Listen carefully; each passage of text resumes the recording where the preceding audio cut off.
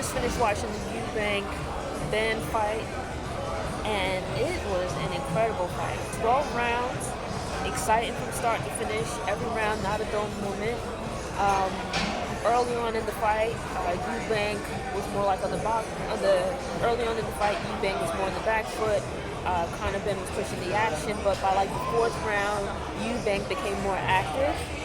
And from there on out, not to say that he wasn't punching earlier, but like he was more on the defensive. Some boxers just fight like that, where they take their early rounds just to kind of get the rhythm of the other fighter. But as the rounds went on, he became more active, started pushing the action. Really, really exciting fight.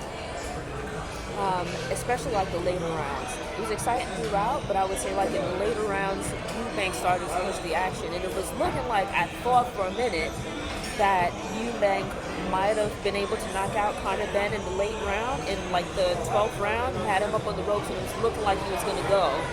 But I think just, Conor Benn's a great fighter, and sheer will and determination, he just stayed in there and stayed on his feet and kept pushing forward, just held on until the end. And even at that, when it was looking like he might have been in trouble, like he returned fire, and at one point looked like Eubank was kind of running out of steam and might have gotten knocked out himself.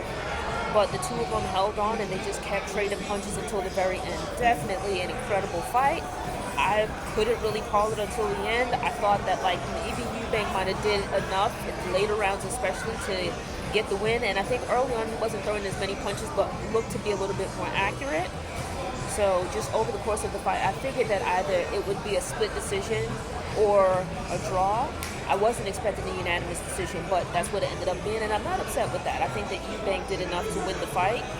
But if they were to decide to fight again, to rematch, never mind, I didn't see any controversy in the fight or anything like that. There were no like calls that I felt, favored one fighter over the other.